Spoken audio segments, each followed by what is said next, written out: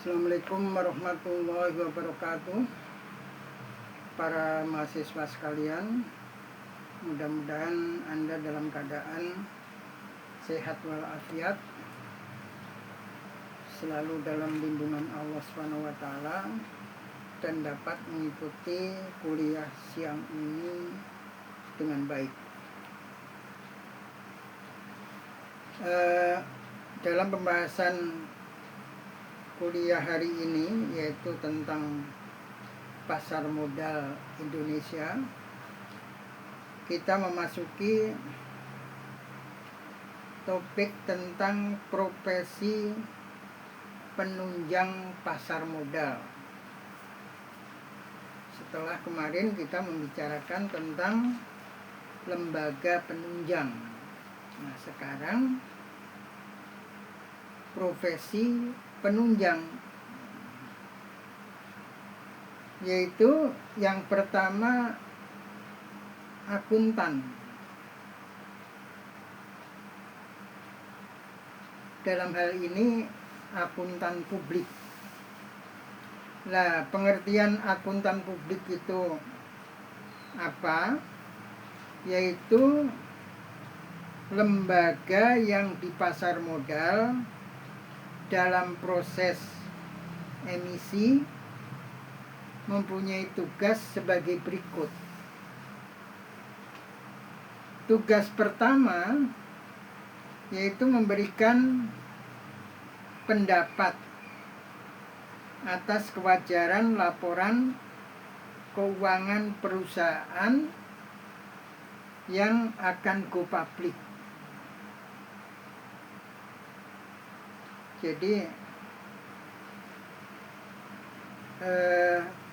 kekayaan perusahaan yang go public ini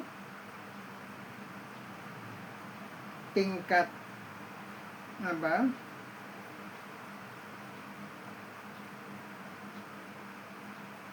mendapat semacam rekomendasi dari akuntan publik. Pernyataan pendapat mengenai wajar atau tidaknya tentang laporan keuangan menentukan tingkat kepercayaan diri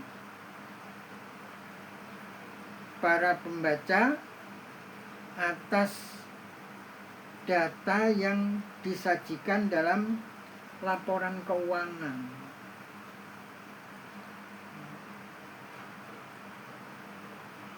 Oleh karena itu, akuntan publik merupakan profesi yang formal serta bekerja menurut kaidah atau norma dan etika yang dapat dipertanggungjawabkan secara hukum.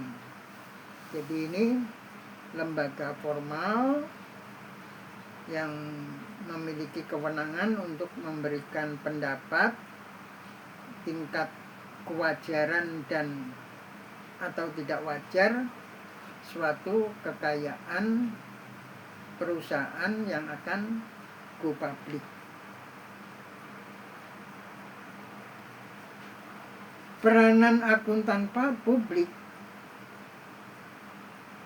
ini dibutuhkan untuk melakukan penilaian dan menentukan kelayakan dari laporan keuangan seperti neraca, laporan rugi laba, dan laporan perubahan modal emiten. Akuntan publik yang akan melakukan penilaian harus disahkan oleh BPKP. Jadi ini akuntan publik ini ya lembaga yang resmi, sah. Ada lembaga yang lebih tinggi yang mengesahkan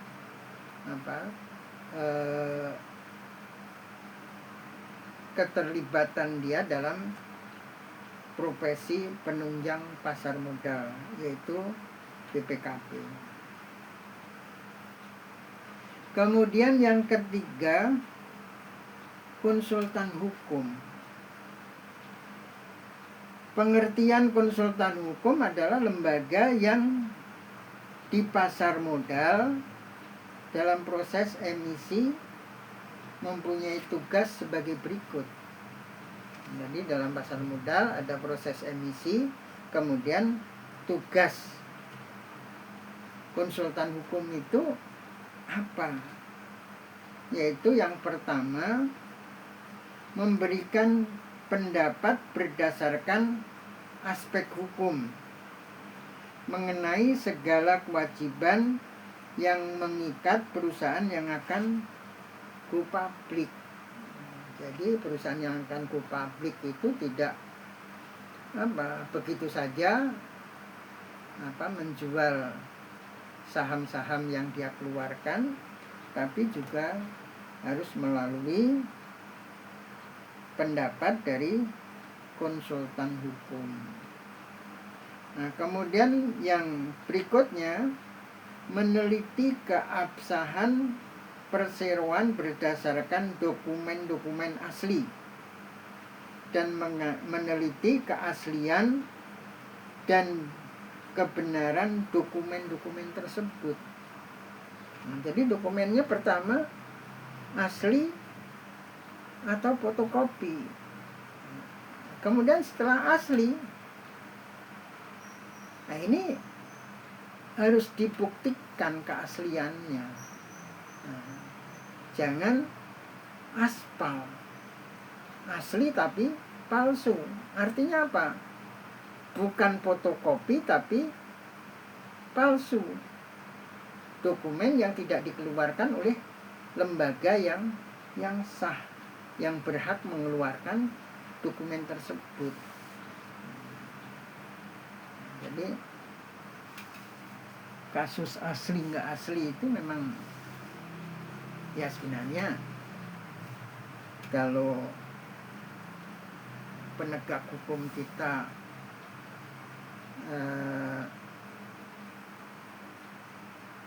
bekerja dengan sungguh-sungguh, ya itu sebenarnya ya nggak susah. Susahnya kan dibikin sendiri. Kemudian yang ketiga, meneliti izin-izin yang dimiliki guna menjalankan perusahaan dan tidak ada perbuatan-perbuatan perusahaan atau direksinya yang melawan hukum.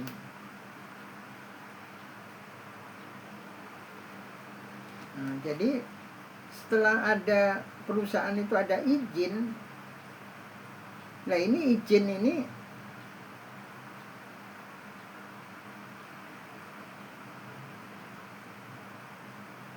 asli atau palsu.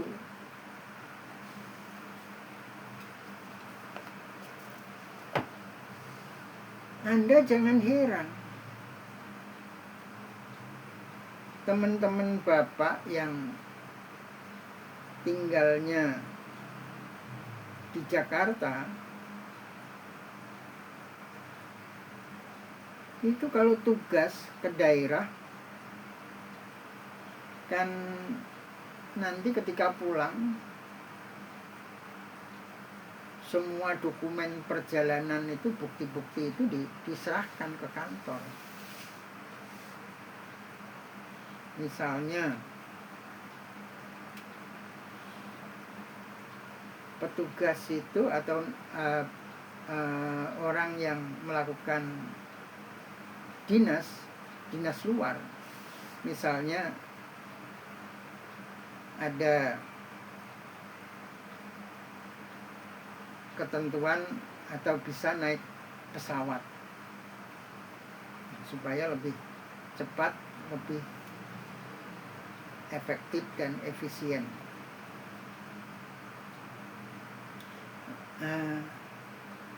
Ini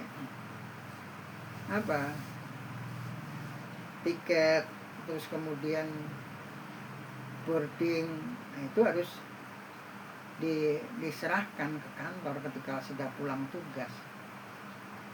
Tapi ini kan ada aja yang membeli tiket.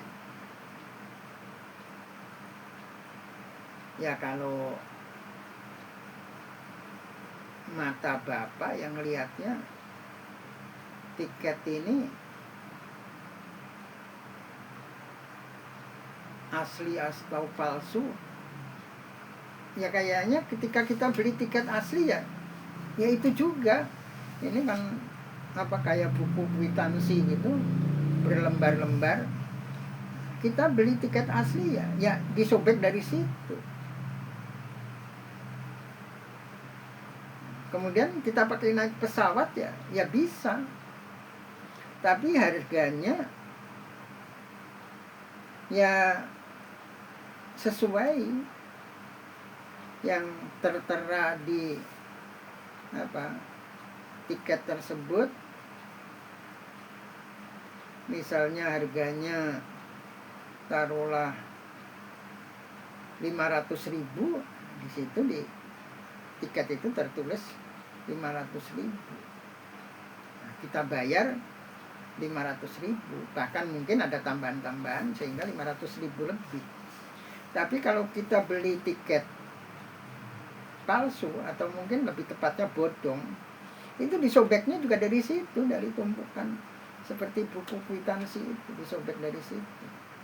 Diisi di situ ya, misalnya harga tiket dari Jakarta ke Medan itu 500.000, ya ditulis 500.000 di situ. Tapi kita bayarnya, jangan kita ya, tapi orang yang membeli tiket palsu itu tadi membayarnya 50.000 atau 100.000. Nah itu untuk bukti ketika nanti pulang dari tugas diserahkan ke kantor. Nah tiket ini kan nggak berdiri sendiri, harus ada boardingnya. Nah ini ada juga yang jual boarding, itu ada.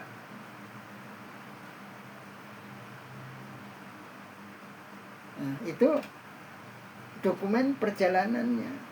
Ketika sudah sampai di tempat tujuan, nginep di hotel, misalnya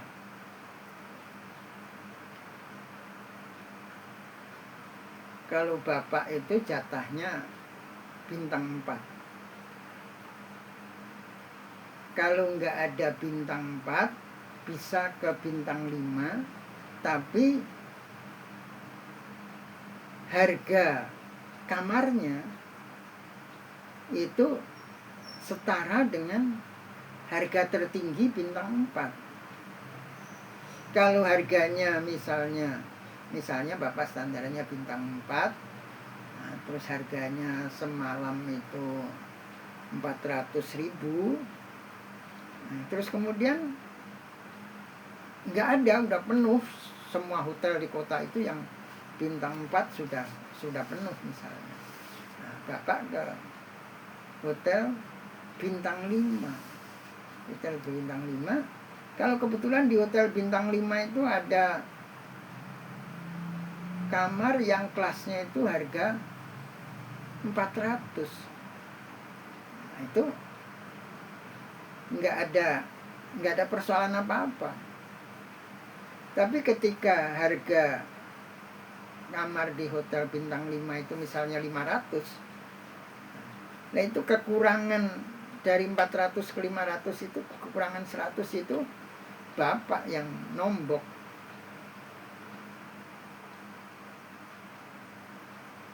Jadi aturannya seperti itu. Nah, kemudian teman-teman Bapak yang di Jakarta, makanya ada berita Pasar Pramuka itu ahli dalam membuat pemalsuan apapun, termasuk ijazah dan segala macam. Itu teman Bapak yang dari Jakarta itu misalnya ke Surabaya, itu masuk ke hotel yang sesuai dengan standar dia. Misalnya tadi bintang 4 tadi yang harganya persis pas misalnya 400.000, dia nginep di situ semalam aja. Terus paginya kan dapat bill. Lah bill itu langsung dipoto terus dikirim ke Jakarta. Ya, selain pasar Pramuka Pojok itu banyak ahli-ahli cetak mencetak di Jakarta yang bisa membuat bill hotel mirip aslinya. Jadi habis dikirim dari Jakarta, terus kemudian di Jakarta dibikin itu. Terus kemudian mau nginepnya berapa, misalnya batas nginepnya 10 hari, ya dibikin 10 hari. Harga 400 kali 10 hari. Nah, terus kemudian dia keluar dari hotel berbintang 4 itu. Kalau bisa nyarinya ke hotel Melati yang sekitar ada yang di bawah 100, misalnya 75 semalam, atau di atas 100 misalnya 150. Nyari yang itu, nginepnya di situ, tapi dia sudah punya bill hotel seharga 400.000 setiap malam per malam. Jadi palsu memalsu dalam administrasi di negara kita ini sudah sedemikian rupa parah. Nah, tinggal kitanya mau nggak melakukan hal seperti itu. Jadi ya sebaiknya yang normal-normal saja. Tapi itu aturan ini kan baru sebenarnya. Setelah Sri Mulyani jadi Menteri Keuangannya SBY. Ya kalau sekarang sudah lama ya, sudah Jokowi aja yang pertama itu 2014. Nah itu sebelum 2014 ketika Sri Mulyani pertama kali jadi Menteri Keuangannya SBY. Itu peraturan perjalanan dinas itu seperti itu. Padahal ini cuma rumit aja. Nggak tahu emang kita itu senengannya yang rumit, bulet, tapi sebenarnya nggak efektif, nggak efisien. Kalau sebelumnya itu perjalanan dinas itu kan sistemnya lungsum. Lungsum itu gini, lebih simpel.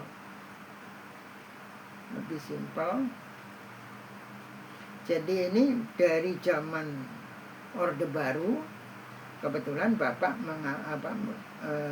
mengalami atau punya pengalaman perjalanan dinas itu dari zaman Orde Baru, dari tahun 91 sampai kemudian zaman SBY ketika Sri Mulyani jadi Menteri Keuangan yang pertama.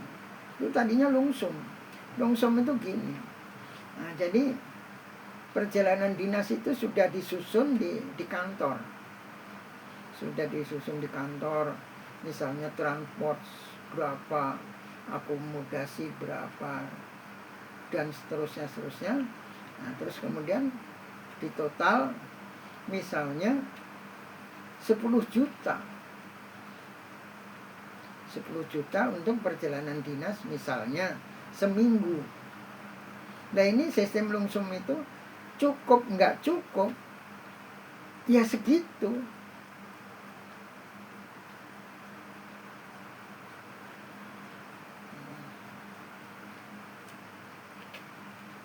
Jadi kalau istilahnya ya ini sudah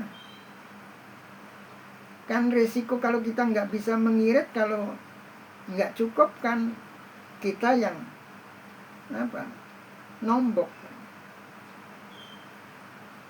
Nah ini Bapak pernah melakukan perjalanan dinas itu ke Gunung Kidul, meneliti tradisi keagamaan di sana, yaitu rasulan.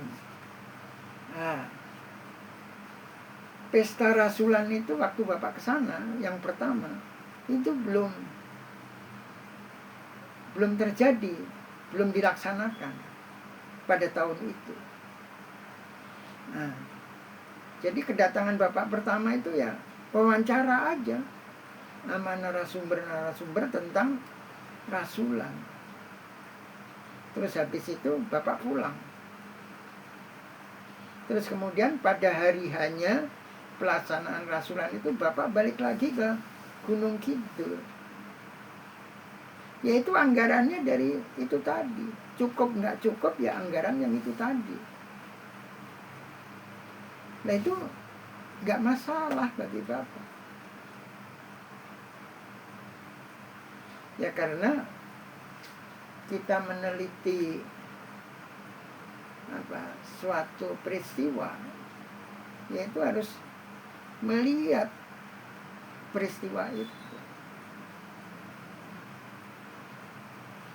Apalagi ini penelitian kualitatif. Kemudian penelitian kualitatif itu kan Dr. Parsudi Suparlan almarhum, dosen UI, itu sebagai pembimbing akademik waktu Bapak pertama kali melakukan pelatihan penelitian. Beliau membuat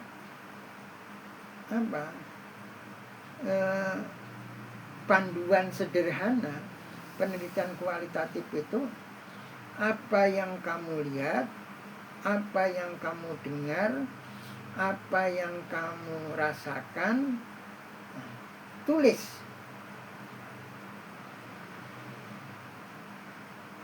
Nah, kalau Bapak tidak menyaksikan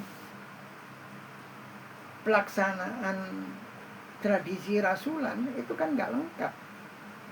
Apa yang kamu lihat, Bapak nggak melihat. Apa yang kamu dengar, Bapak nggak dengar. Apa yang kamu rasakan, Bapak nggak merasakan. Cuma hasil wawancara dari narasumber aja.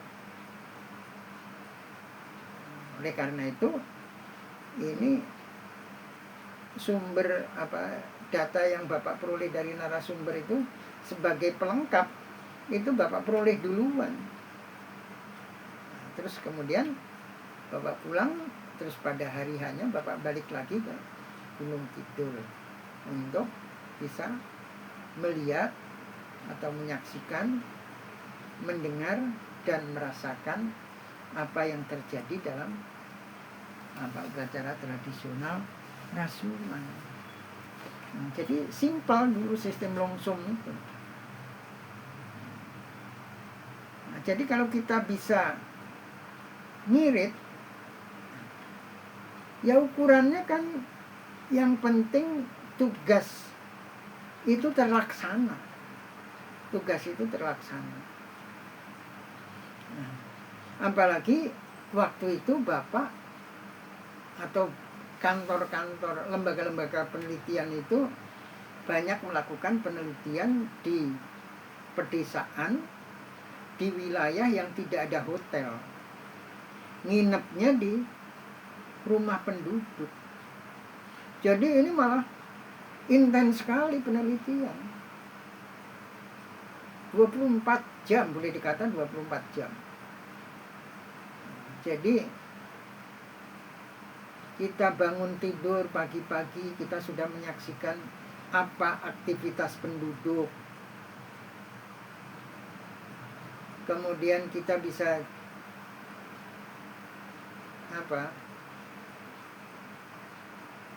observasi keluar rumah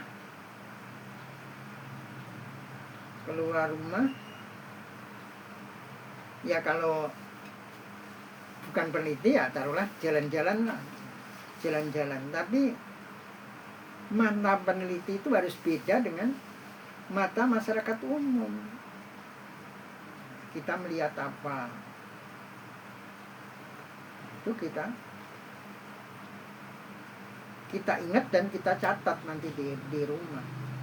Kalau kita jalan terus kemudian sambil bawa buku catatan kita catat gini, orang curiga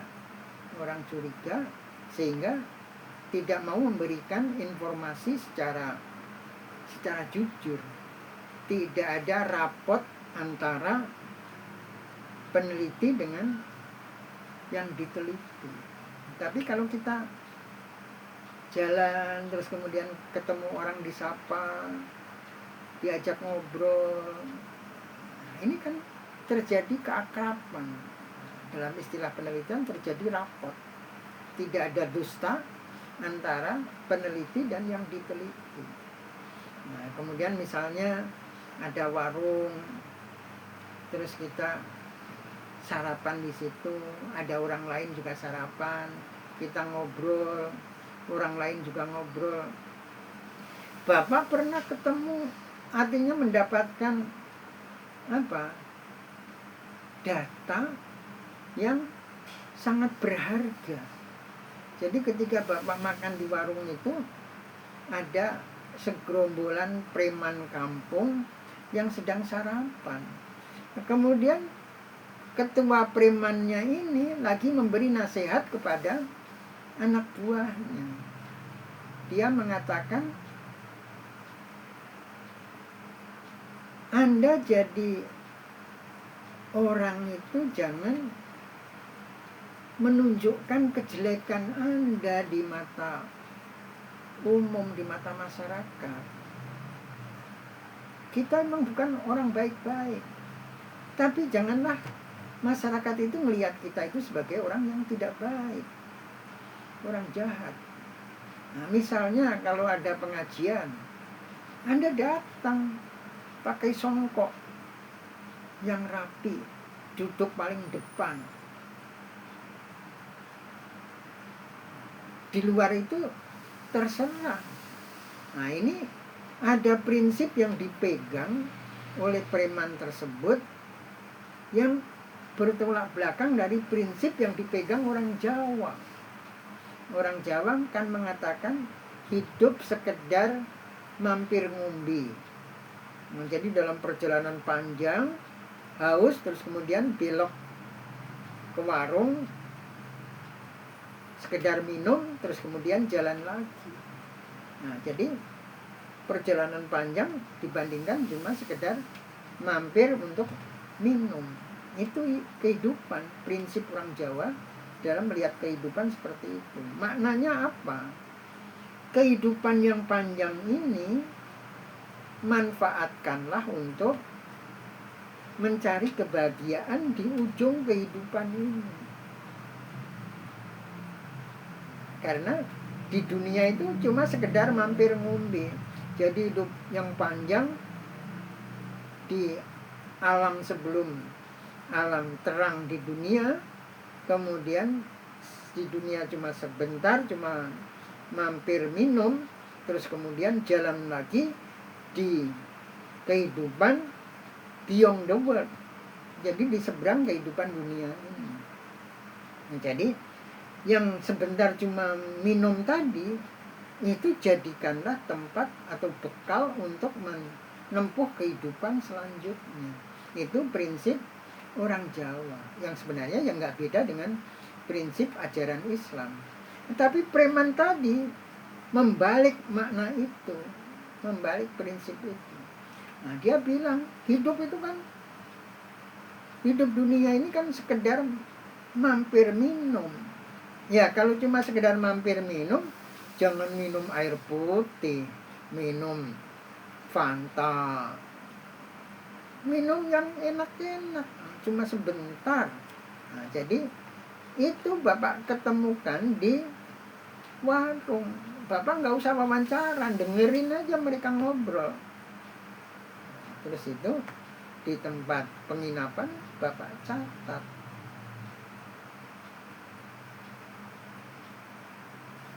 Nah, jadi kembali ke tadi. Nah, jadi bil-bil hotel atau bukti-bukti perjalanan itu banyak yang palsu. Tapi kemudian setelah diserahkan ke kantor, itu pegawai TU kantor itu menghitung bil, memeriksa bil sampai lembur-lembur. Lah ngapain itu? Bil-bil palsu dicatat. Mending kalau meriksa terus tahu ini bil palsu, ini bil ini. Nggak ada yang tahu. Meskipun di kantor itu pejabatnya biasa ngomong, awas jangan memalsu dokumen perjalanan, kalau nanti ketahuan disanksi-sanksi. Tapi ya sepanjang pengalaman Bapak ketika sistem perjalanan ini, keuangan perjalanan, anggaran perjalanan itu sistem bil, semua harus dibuktikan dengan bil, itu hampir nggak pernah ada yang terbukti palsu. Nah, biasanya kalau ada terbukti palsu itu sama TU ya, orang-orang TU juga nggak tega, terus disingkirin aja bukti itu, dianggap nggak ada.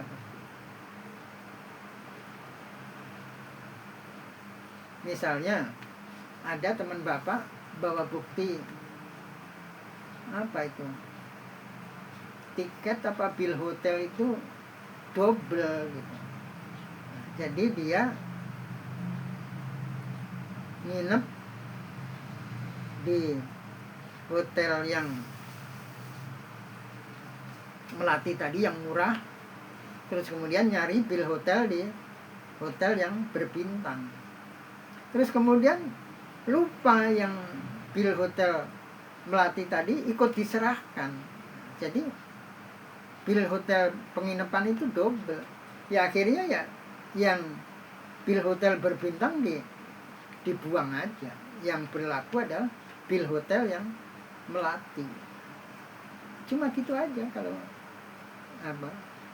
seleksi terhadap pembuktian bil asli bil palsu. Nah, katanya kan hati-hati kalau misalnya nginep cuma 3 hari kemudian ngaku nginep sampai seminggu. Nah, itu nanti hotel akan ditelepon.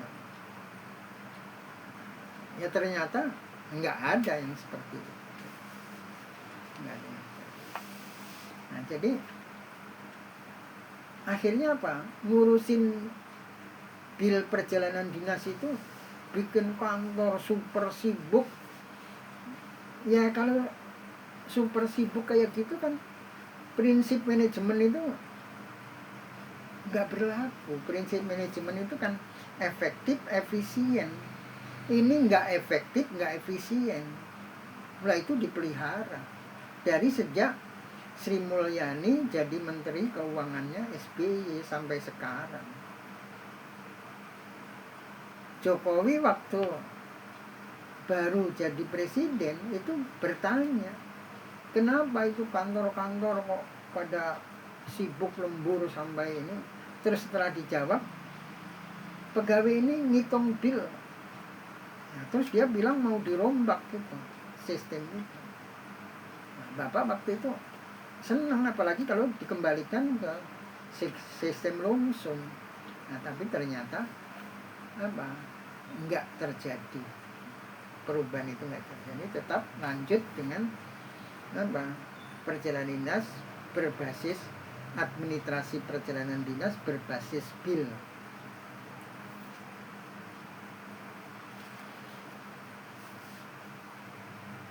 Sampai mana tadi? Meneliti izin-izin. Kemudian yang keempat, meneliti dokumen-dokumen yang melindungi kekayaan perusahaan. Kemudian meneliti hak-hak pemegang saham untuk memiliki atau menjual saham. Kemudian meneliti apakah perusahaan atau direksinya sedang dalam perselisihan hukum. Terus sampai ada, karena sering terjadi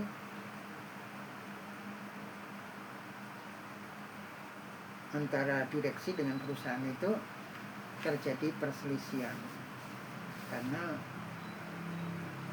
direksi tidak amanah itu mencari keuntungan pribadi, dan itu tentunya banyak yang seperti itu, terutama untuk di negara yang ya kondisinya seperti ini. Kemudian perusahaan penilai atau pricer. Penilai adalah seorang yang dengan keahliannya menjalankan kegiatan penilaian di pasar modal. Kemudian kalau berupa perusahaan, artinya sebagai lembaga penilai ini.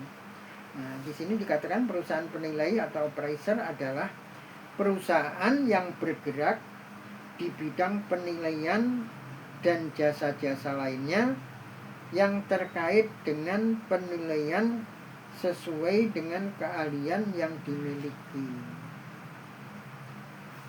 Usaha di bidang penilaian meliputi 1. Penilaian terhadap harta, baik yang berwujud maupun tidak berwujud.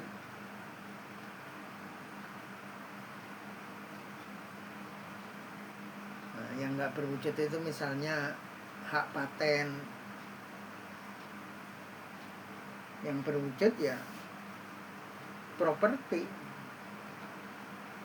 Kemudian yang kedua, penilaian usaha. Yang ketiga, penilaian proyek.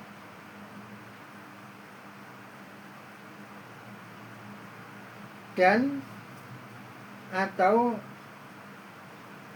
monitoring pembiayaan proyek. Jadi pembiayaan proyek itu kalau nggak dikontrol, nggak dinilai, itu ya di markup. Tapi kan ada misalnya alat kontrolnya, misalnya gini, harga besi behel ini kan ada harga umum, tapi juga nggak tahu ini mau disebut apa. Ada dikasih peluang sama pabrik pembuat besi behel itu, kan dikeluarkan misalnya ukuran 10 full, ada 10 banci. Nah ini peluang untuk berbuat curang. Ya biasanya diukurnya cuma dari standar harga pasar. Tapi orang biasanya ya selalu markup anggaran. Memarkup anggaran ya nanti kalau sudah dinilai itu diturunkan. Tapi setiap bikin itu selalu diupayakan untuk dimarkup. Ya kalau ketika dinilai ada yang lolos ya mungkin dianggapnya keuntungan atau rezeki. Jadi monitoring pembiayaan proyek serta jasa-jasa lainnya yang terkait dengan penilaian antara lain konsultasi investasi, konsultasi pengembangan properti, desain sistem informasi aset, pengelolaan properti, dan atau studi kelayakan usaha. Kemudian pengaturan dan pelaksanaan melibatkan asosiasi penilai yang diakui oleh government. Bapak merasa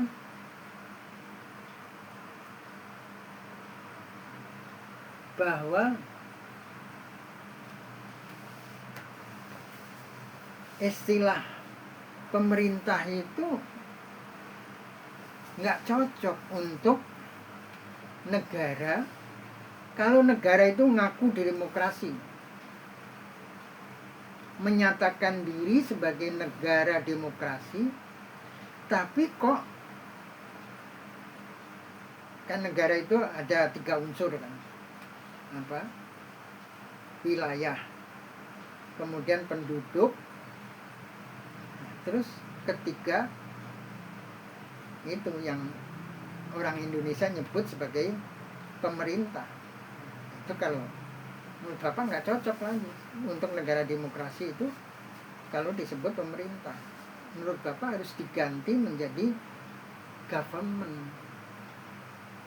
Kalau pemerintah, nah inilah orang yang sering nggak tahu bedanya sistem pemerintahan itu yang paling tua kan monarki, kerajaan. Terus kemudian pada zaman Nabi ada khilafah, sistem pemerintahan khilafah. Jadi ini jangan ngawur itu. Pemerintah Jokowi kemarin kan apa? Misalnya membubarkan HTI dengan alasan karena HTI itu punya apa? Dituduh apa itu? Memegang ideologi khilafah. Khilafah itu bukan ideologi, itu sistem pemerintahan.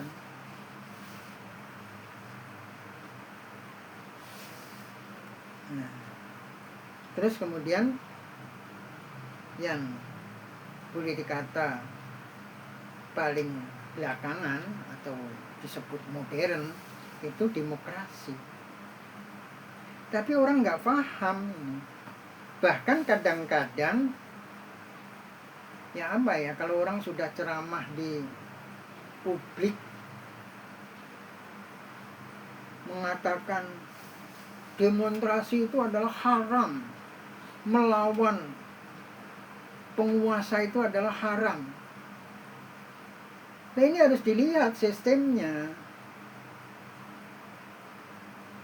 Sistem kerajaan. Kerajaan itu apa? Sistem kerajaan atau monarki itu biasanya itu negara itu ya negara itu milik raja.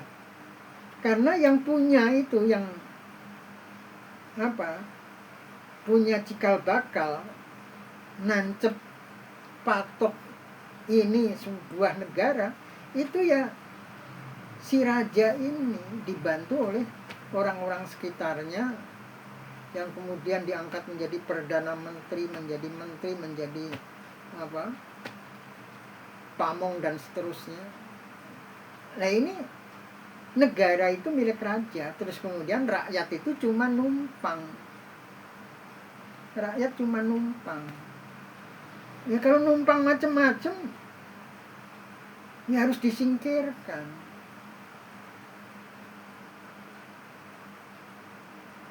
Lah orang bilang demo itu haram. Tapi sistemnya demokrasi. Sedangkan di dalam negara demokrasi itu demonstrasi itu bagian yang sah dalam konstitusi untuk menyampaikan pendapat ketika pendapat ini macet. Kenapa pendapat macet? Karena DPR-nya bodoh.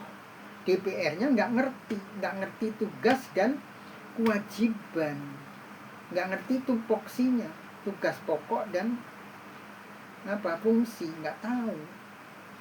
Nah, seharusnya DPR itu kan wakil rakyat, tapi dia nggak merasa apa yang mau diwakili. Yang diwakili itu adalah aspirasi rakyat. Nah, tapi yang diwakili, kekayaan untuk rakyat diwakili oleh dirinya. Itu DPR di kita kan seperti itu.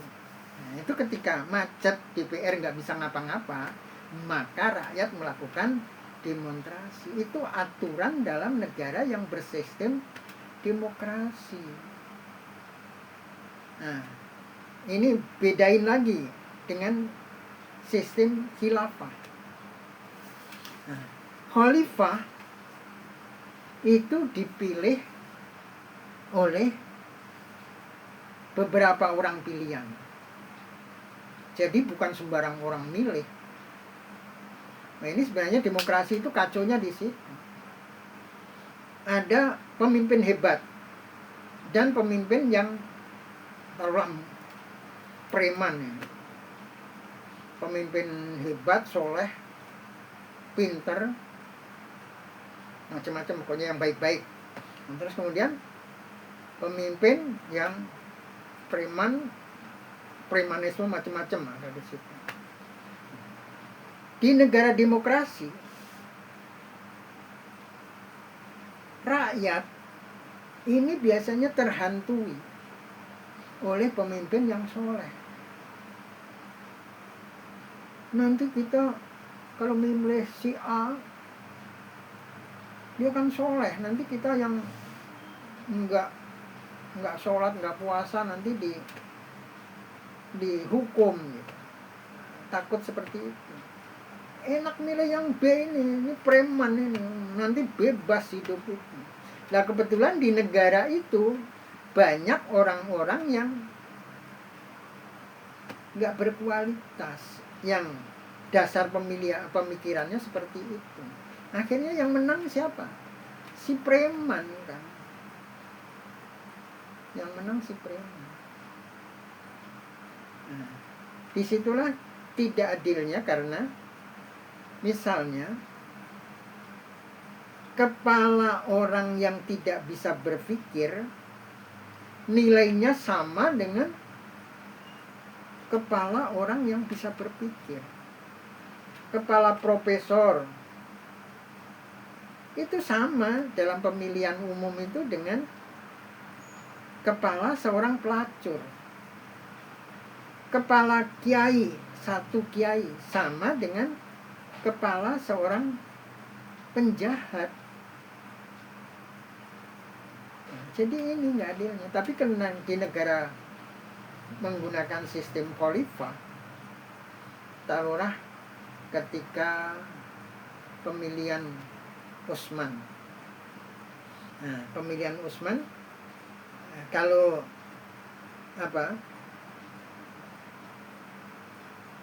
Nabi tidak berwasiat siapa yang akan menggantikannya. Terus kemudian Abu Bakar berwasiat supaya Umar menjadi penggantinya. Tapi Umar, ini karena Umar itu sosok yang pintar, masuk Islamnya aja karena permintaan Nabi pada Allah, karena kepintarannya. Nah, jadi Umar melihat tokoh sebelumnya, Nabi dan Abu Bakar, dua orang baik, Umar tidak berwasiat seperti yang dilakukan Nabi. Umar juga tidak menunjuk seperti yang dilakukan oleh Abu Bakar. Nah, tapi Umar memilih beberapa orang untuk memilih calon penggantinya. Nah, kemudian menyertakan anaknya Tapi anaknya ini haknya beda dengan yang lain. Kalau yang lain ini berhak memilih dan berhak untuk dipilih. Tapi anaknya Umar ini dibatasi sama Umar. Dia berhak memilih tapi tidak berhak untuk dipilih. Ini. Jadi yang memilih itu orang yang pilihan, memilih orang yang baik di antara yang terbaik. Primus inter pares. Kalau sistem demokrasi, sistem pemilu itu memilih apa itu? Nah, itu nggak adilnya sistem demokrasi. Nah, kemudian bedanya lagi, setelah khalifah terpilih, terjadi adanya bai'ah. Bai'ah apa? Sumpah setia rakyat kepada khalifah terpilih. Beda dengan negara republik seperti Indonesia. Rakyat bai'ah enggak? Enggak. Yang sumpah siapa? Presidennya sumpah di bawah kitab suci akan melaksanakan amanah rakyat, melaksanakan konstitusi. Jadi kalau negara sistem khilafah ini, rakyat sudah bersumpah taat kepada khalifah terpilih. Kalau dia sampai tidak taat, ini mengingkari sumpah setia. Rakyat melanggar ini. Nah ini kalau negara Indonesia sistem khalifah, ya Bapak nggak berani demonstrasi, ngomong, nyindir dikit aja nggak berani. Karena Bapak sudah sumpah setia. Kalau ini enggak, Prabowo-nya yang sumpah setia. Nah kalau sumpahnya nggak sesuai dengan apa yang dilaksanakan, ya kita protes. Nah jadi ini yang harus dipahami oleh, saya nggak berani menyebut beliau-beliau ini ulama, tapi ada orang yang ceramah di mass media kemudian mengatakan demo itu haram. Ya lihat-lihat sistem pemerintahannya. Jadi itu tadi ada penilai, terus kemudian yang keempat ada notaris.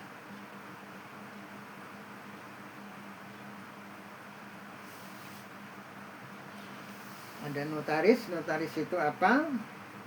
Yaitu notaris itu sejarahnya panjang, dari abad kedua sampai ketiga, dari abad kedua sampai ketiga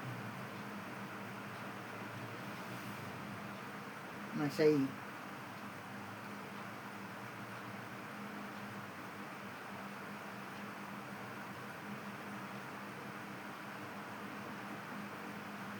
Jadi pada masa Romawi kuno. Nah, kemudian catatan-catatan yang perlu disahkan. Nah, jadi notaris itu apa? Yaitu golongan orang yang mencatat pidato berkaitan dengan pasar modal itu apa yang harus dilakukan oleh notaris dalam pasar modal, yaitu mempersiapkan akte perubahan anggaran dasar perusahaan sehubungan dengan kemungkinan perubahan besarnya modal, perubahan susunan pemilik modal, perubahan nama perusahaan, penggabungan perusahaan, dan lain-lain. Yang kedua, membuat dan mengesahkan keabsahan segala akte yang menyangkut eksistensi perusahaan.